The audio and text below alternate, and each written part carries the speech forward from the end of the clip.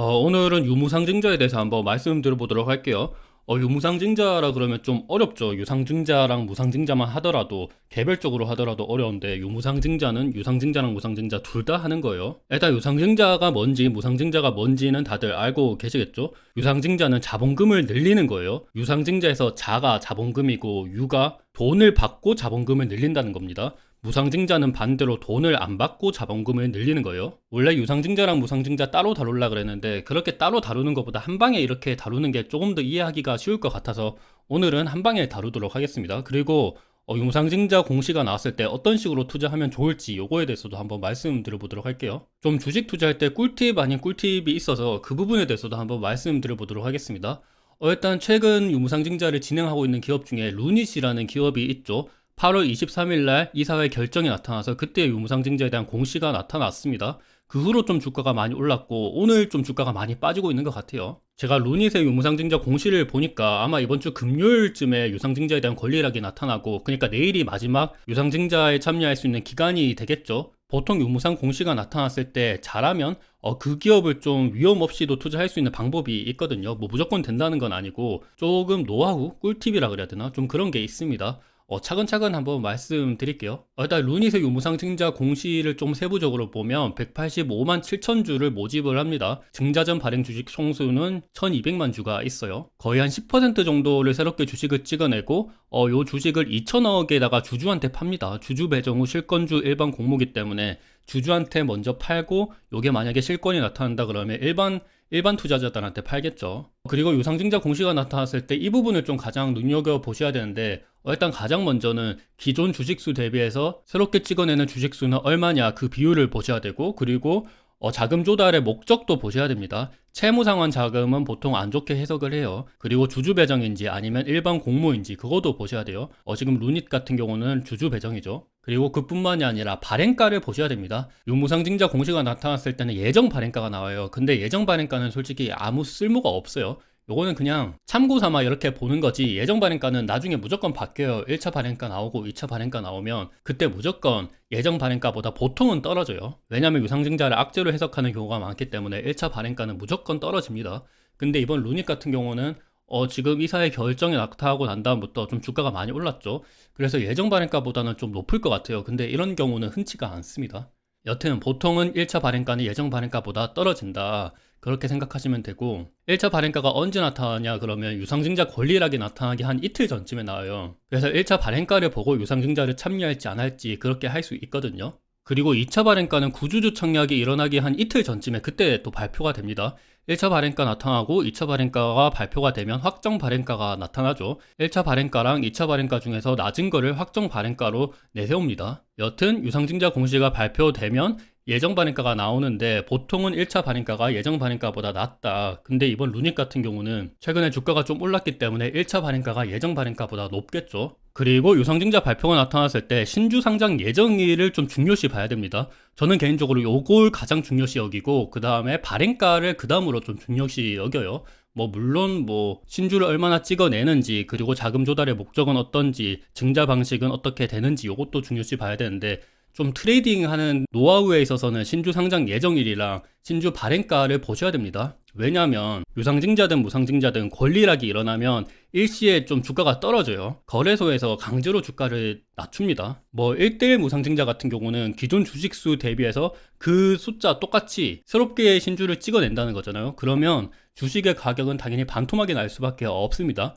무상증자라는 게 돈을 안 받고 증자를 한다는 거기 때문에 시가총액은 변화가 없어요. 주식수는 2배로 늘어나는데 시가총액이 변화가 없으려면 당연히 주가는 반토막이 나야 되겠죠. 거래소에서 당연히 무상증자 권리락 시기에 주가를 반토막 냅니다. 1대1 무상증자가 아니고 1대10 무상증자라 그러면 주가는 10분의 1 토막 내겠죠. 이런 식으로 거래소에서는 주가를 당연히 인위적으로 낮춰요. 유상증자도 마찬가지예요. 유상증자는 무상증자만큼 그렇게 막 크게 주가를 낮추는 건 아닌데, 유상증자는 주식수가 늘어난 것 대비해서 시가총액이 상대적으로 그렇게 많이 늘어나는 게 아니기 때문에 당연히 주가도 강제로 낮춰질 수밖에 없습니다.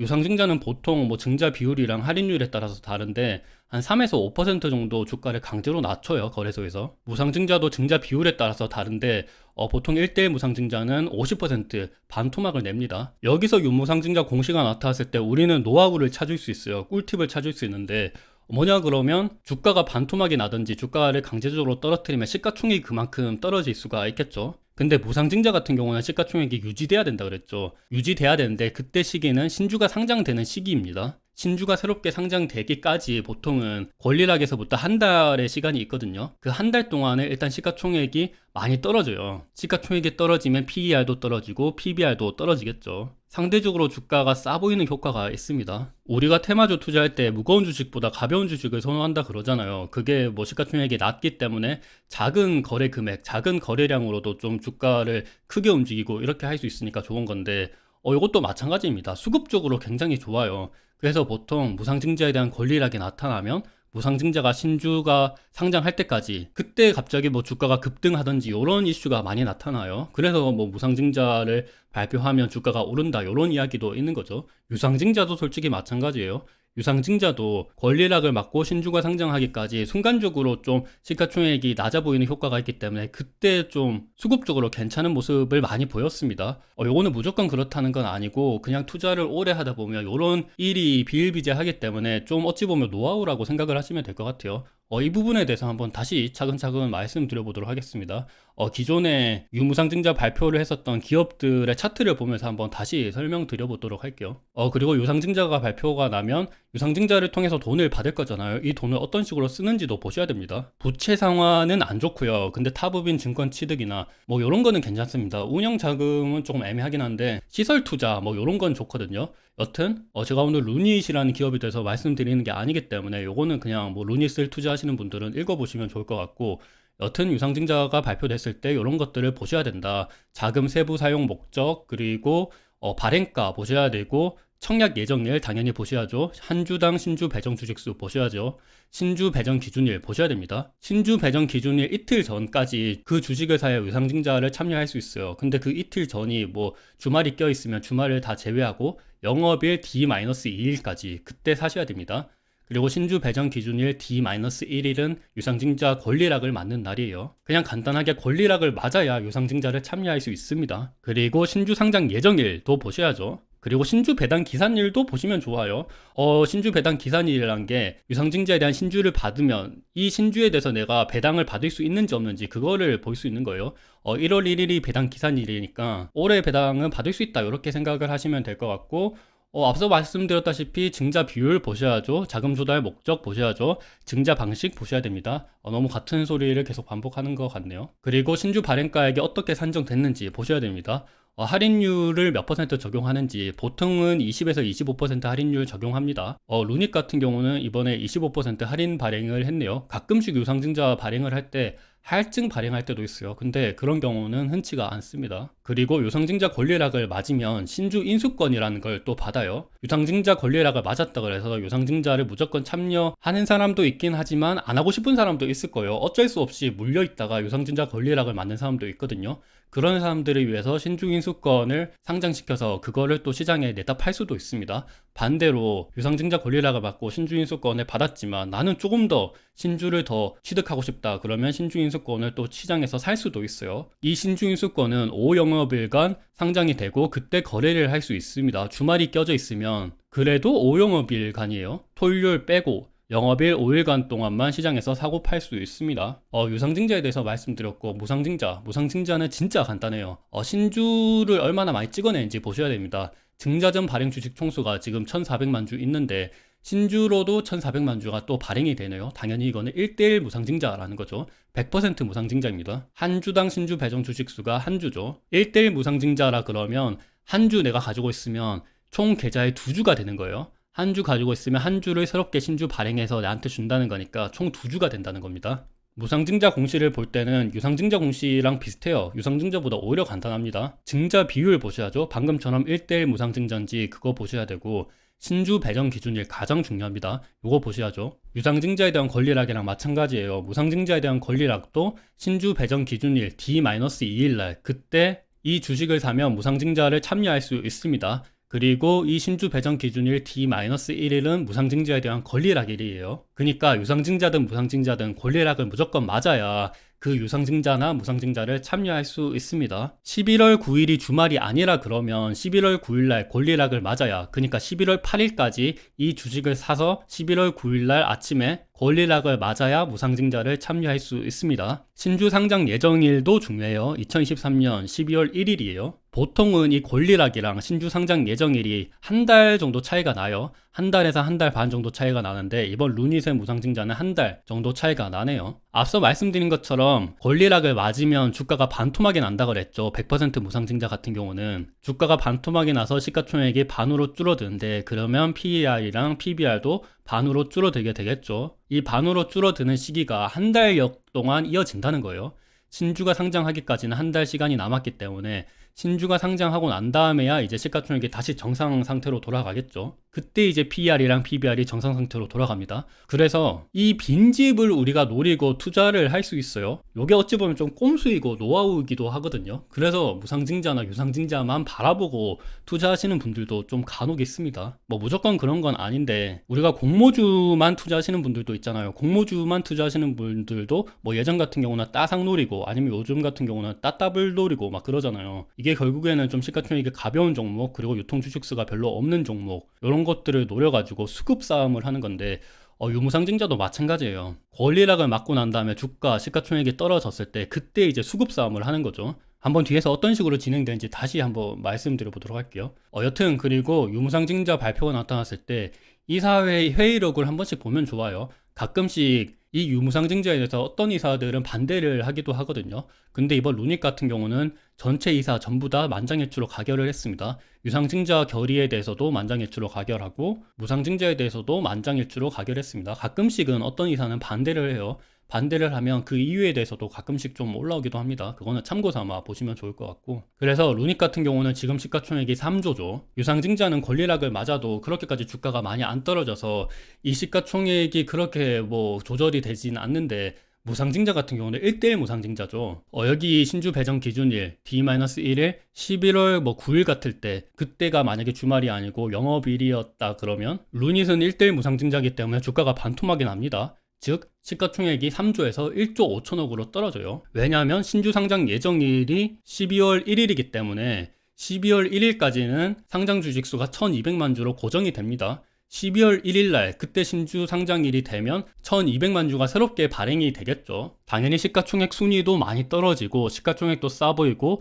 PER, PBR도 싸 보이겠죠. 요럴 때 좀 빈집 처리를 할 수 있습니다. 요런 아이디어를 가지고 투자하시는 분들도 많으니까 참고 삼아 뭐 요런 방식이 있다, 뭐 제가 이렇게 무조건 해라는 건 아니고, 어찌됐든 간에 투자를 오래 하다 보면 이런 노하우를 알면 굉장히 좀 도움이 될 때가 많습니다. 배당 투자에 대해서도 배당 밴드 차트를 그려가지고 투자 트레이딩 하는 방식이 있는데, 이 부분에 대해서도 제가 다음에 다시 설명을 드려보도록 할게요. 오늘은 유무상증자에 대한 트레이딩 방식에 대해서 말씀드리고 있습니다. 제넥신이라는 기업이 있습니다. 제넥신이라는 기업도 유무상증자를 발표했었죠. 9월 26일 날 이사의 결정이 나타나서 그때 공시가 나타났어요. 보통 유상증자 공시가 나면 주가가 많이 떨어져요. 특히나 뭐 일반 공모나 아니면 부채 상환에 대한 이유로 발표 나면 보통 주가가 많이 떨어져요. 근데 유무상증자 공시는 그렇게까지 주가가 좀 많이 떨어지지는 않거든요. 유상증자 악재, 무상증자는 보통 호재로 인식할 때가 많아요. 그래서 악재랑 호재랑 좀 섞여가지고 이게 좀 혼란스러운데, 그래서 그렇게까지 주가가 많이 떨어지지는 않습니다. 제넥신 같은 경우는 그래도 좀 주가가 좀 떨어졌는데, 그때 업황이 별로 안 좋았었던 경우도 있었던 것 같아요. 여튼 이사의 결정이 나타나고, 이사의 결정이 나타났을 때 이 유무상증자 공시가 나타났을 때 예정 발행가가 나오겠죠. 근데 유상증자 권리락을 맞기 이틀 전쯤에 1차 발행가가 나옵니다. 예정 발행가 발표 나고 1차 발행가가 발표 나기 전까지 주가가 조금 조정을 받았죠. 그러면 예정 발행가보다 1차 발행가가 조금 더 낮을 겁니다. 1차 발행가에 대한 계산식은 뭐 따로 있으니까 그거 참고하셔서 보시면 될 것 같고, 여튼 주가가 좀 떨어졌으면 당연히 1차 발행가도 좀 낮아진다.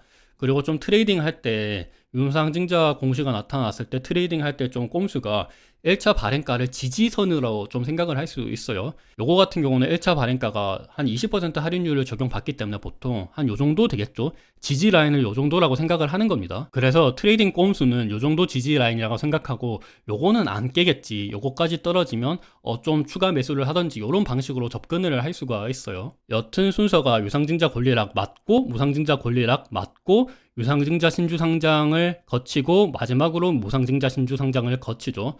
유상증자, 무상증자, 신주 상장을 거치기 전까지는 시가총액이 상대적으로 싸 보이는 효과가 있습니다. 그때 조금 빈집털이를 가는 거죠. 실제로 유상증자 권리락을 맞고 주가가 좀 오르죠. 왜냐하면 유상증자 권리락을 맞으면 상대적으로 조금 싸 보이는 효과가 있습니다. 무상증자 권리락을 맞고 난 다음에도 마찬가지예요.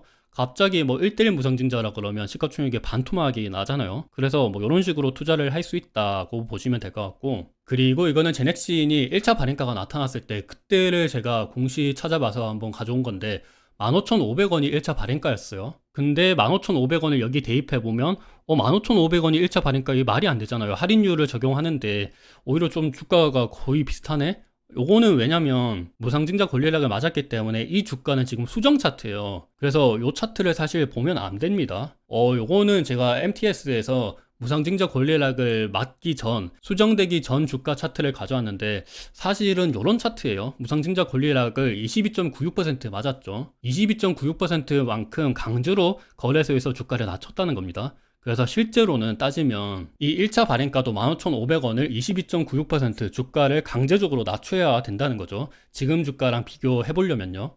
그래서 따져보면 15,500 곱하기 22.96%니까 78% 하면 되겠네요. 곱하기 0.78 하면 12,000원 정도가 나옵니다. 그래서 실제로는 한 12,000원, 12,000원 요 정도가 이제 1차 발행가가 나타났다. 그래서 1차 발행가를 요 정도 지지선이라고 생각하고 트레이딩을 하면 된다. 요런 노하우가 있는 거죠.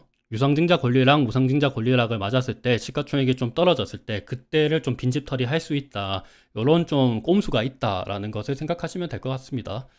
그리고 두 번째, 에코프로 BM이라는 기업도 유무상증자 공시를 했었죠. 작년도 4월쯤에 유무상증자 공시가 나타났습니다. 그때 이후로 좀 주가가, 근데 에코프로 BM은 좀 올랐죠. 그러면 예정 발행가보다 1차 발행가가 당연히 좀 높을 겁니다. 왜냐하면 유상증자 권리락을 맞기 이틀 전쯤에 1차 발행가가 나오는데 그 사이에 주가가 올랐기 때문에 이게 뭐 산술기압 평균 해가지고 할인율 20-30% 때려가지고 하는 건데 결국에 좀 주가가 오르면 1차 발행가는 예정 발행가보다 높을 수가 있어요. 그래서 이 기업 같은 경우도 그냥 뭐 대충 생각해보죠. 그러면 1차 발행가가 대략 한 뭐 요 정도 선에서 나올 것 같아요. 그래서 요 정도 선을 지지선이라고 생각하는 겁니다. 그래서 유상증자, 무상증자에 대한 권리락을 맞고 난 다음에 빈집 처리를 하는 거죠. 근데 에코프로비엠은 무상증자 공시가 나타나고 난 다음에 무상증자 권리락을 맞고 난 다음에 주가가 좀 떨어졌네요. 근데 좀 자세히 보면 무상증자 권리락을 맞은 날에 그때 최고 주가까지 올라갔습니다. 그 당일날 주가가 굉장히 많이 올라갔었기 때문에 이것도 사실 빈집 처리를 할 수 있었어요. 유상증자 권리락을 맞고 난 다음에도 주가가 올라갔었죠. 그래서 이 기업 같은 경우도 1차 발행가를 지지선이라고 생각하고 투자를 했었으면 수익을 얻었을 수 있다라고 보시면 될 것 같습니다. 그리고 1차 발행가는 38만 7,600원이 나왔어요. 그리고 무상증자에 대한 권리락을 75% 받았기 때문에 이 기업 같은 경우는 무상증자를 굉장히 좀 크게 했었네요. 증자 비율이 굉장히 높았는데, 그래서 지금 주가랑 비교해보면 38만 7,600원에다가 권리락이 75% 있었으니까 0.25 곱하면 되겠네요. 38만 7,600 곱하기 0.25 하면 96,900원이 나옵니다. 그래서 96,900원 요 정도가 1차 지지선, 1차 발행가니까 요거를 지지선이라고 생각하고 트레이딩을 했으면 좋았을 것 같았습니다. 그리고 세 번째 기업 하나마이크론도 마찬가지예요. 유무상증자 공시가 2021년도 10월 1일 날 발표가 났었는데 그때 유상증자 권리락을 맞기 전까지는 주가가 올랐어요. 그러면 예정 발행가보다 1차 발행가가 당연히 또 높게 되겠죠. 1차 발행가를 그냥 대충 생각해보면 한 요 정도 선이 한 지지선이다, 1차 발행가다 라고 생각하시고 트레이딩을 하면 되겠죠. 유상증자 권리락을 맞고 난 다음에 주가가 올라갑니다. 무상증자 권리락을 맞고 난 다음에 빈집털이니까 좀 주가가 올라가는 경우가 많아요. 무조건 그렇다는 건 아니에요. 이 기업 같은 경우도 좀 트레이딩을 해볼 수 있었다라고 생각하시면 되고 1차 발행가가 18,150원 나왔습니다. 근데 무상증자 권리락을 16% 맞았어요. 그러면 84%죠. 18,150원에다가 84% 한번 구해봅니다. 18,150 곱하기 0.84 하면 15,200원이 나옵니다. 15,200원이 한 요 정도네요. 15,200원을 지지선이라고 생각하고 투자하시면 됩니다. 제가 무조건 투자해라는 게 아니고 요런 꼼수 다 있다. 주식 투자할 때 뭐 노하우를 많이 알면 도움이 될 때가 많으니까 최대한 조금 요런 꿀팁에 대해서 설명드려보려고 노력하고 있습니다. 그리고 다음 기업은 자이언트 스텝이라는 기업이에요. 자이언트 스텝도 마찬가지로 유무상증자 공시가 발표나고 난 다음에 유상증자 권리락을 막기까지 주가가 올랐습니다. 그러면 예정 발행가보다 1차 발행가가 당연히 높게 되겠죠. 1차 발행가가 그냥 대충 생각해보면 한 요 정도 나오겠다. 그냥 요거를 지지선이라고 생각하고 투자를 해보시면 좋아요. 유상증자 권리락을 맞고 난 다음에 주가가 올랐죠. 무상증자 권리락을 맞고 난 다음에 주가가 올랐죠. 당일 내도 주가가 굉장히 많이 올랐습니다. 이 기업 같은 경우도 트레이딩을 충분히 해볼 수 있었다 생각을 해보고 1차 발행가가 78,100원이 나왔어요. 근데 무상증자 권리락을 50% 받았어요. 이 기업은 1대1 무상증자였네요. 그러면 78,100원에다가 나누기 2 하면 되겠네요. 78,100 나누기 2 하면 39,000원이었습니다. 39,000원이 1차 발행가니까 지지선이라고 생각을 할 수 있어요. 39,000원이 한 요 정도 되겠네요. 요 정도를 지지선이라고 생각하고 빈집 처리를 했으면 충분히 트레이딩을 해볼 수 있었다. 그렇게 볼 수 있고, 다음 기업은 진원생명과학입니다. 진원생명과학은 조금 다르네요. 유무상증자 공시가 나타나고 난 다음에 주가가 오히려 떨어졌습니다. 그러면 예정 발행가보다 1차 발행가가 더 낮게 형성이 되겠네요. 대충 한번 생각해보면 1차 발행가가 한 요 정도 되겠네 라고 생각해볼 수 있죠. 1차 발행가를 지지선이라고 생각하고 또 트레이딩을 해볼 수 있습니다. 유상증자 권리락을 맞고 난 다음에 주가가 뭐 떨어지다가 조금 올랐죠. 그리고 무상증자 권리락을 맞고 그 당일날 주가가 또 올랐습니다. 다시 말씀드리지만 유상증자 권리락, 무상증자 권리락을 맞으면 거래소에서 인위로 주가를 낮춰요. 신주가 상장되기 전까지는 시가총액이 싸 보이는 효과가 있기 때문에 요 점을 노리고 트레이딩을 해볼 수 있다. 진원생명과학 같은 경우도 지지선을 잘 생각하면 충분히 트레이딩을 해볼 수 있었다라고 볼 수 있습니다. 1차 발행가가 23,500원이었어요. 근데 무상증자 권리락을 33% 받았으니까 67%를 생각해보면 되겠네요. 23,500원에다 67% 하면 23,500 곱하기 0.67 하면 15,700원입니다. 15,700원이 한 요 정도 되겠네요. 요 정도를 지지선이라고 생각하고 투자를 해볼 수 있었다라고 생각이 듭니다. 그리고 다음 기업, 또 국도화학이라는 기업을 볼게요. 국도화학은 유무상증자 공시가 나타난 다음에 주가가 좀 떨어지다가 좀 올랐네요. 그래서 예정 발행가랑 1차 발행가가 거의 좀 비슷할 것 같아요. 그래서 뭐 1차 발행가를 생각하면 뭐 요 정도 선이 나오지 않을까 생각이 드네요. 이 기업 같은 경우도 1차 발행가를 지지선이라고 생각하고 투자를 해보면 충분히 투자를 해볼 수 있었습니다. 유상증자 권리락을 맞고 난 다음에 주가가 굉장히 급등을 많이 했어요. 무상증자 권리락을 맞은 그 당시에도 좀 주가가 오르고 시작을 했어요. 뭐 물론 종가는 좀 떨어지긴 했지만 그래도 조금 신주가 상장되기 전까지는 주가가 올랐습니다. 이 기업 같은 경우는 신주가 상장되고 난 다음에도 주가가 많이 올랐네요. 여튼 이 기업 같은 경우도 어느 정도는 좀 트레이딩을 해볼 수 있었다라고 생각이 듭니다. 그리고 1차 발행가가 59,000원, 그리고 무상증자 권리락을 17% 맞았으니까 83% 생각해 보셔서 1차 발행가를 83% 주가를 구하고 지지선을 생각해 보시고 투자를 해볼 수 있었겠죠, 당연히. 그래서 지금의 루닛으로 돌아와서, 루닛은 이사의 결정이 나타나고 난 다음에 주가가 좀 올랐다가 떨어지고 있죠. 그래서 1차 발행가가 예정 발행가보다는 높을 것 같아요. 한 뭐 1차 발행가가 요 정도 선에서 정해지려나 정확히 잘 모르겠는데 한 17만 원이나 뭐 18만 원이나 정확히 잘 모르겠어요. 요거는 계산식을 통해서 나올 거고, 그래서 요거를 지지선이라고 생각하고 뭐 투자를 해볼 수도 있다. 뭐 무조건 그렇다는 건 아니고 그냥 투자할 때 노하우, 꼼수에 대해서 말씀드리니까 요런 방식이 있다. 그리고 루닛뿐만이 아니라 앞으로 다양한 기업이 있을 텐데 그 기업이 유상증자 공시가 나타나든 무상증자 공시가 나타나든 이런 식으로 투자해 볼 수 있다라는 것을 한번 말씀드릴게요. 다음 영상에서는 제가 배당 수익률 밴드 차트 그려서 뭐 투자하는 꼼수, 트레이딩 방법 이런 것들이나 아니면 다음에 또 물적 분할이나 인적 분할 아니면 합병 이런 노하우에 대해서도 차근차근 설명드려 보도록 하겠습니다. 오늘 영상이 어느 정도 도움이 되셨으면 좋을 것 같습니다.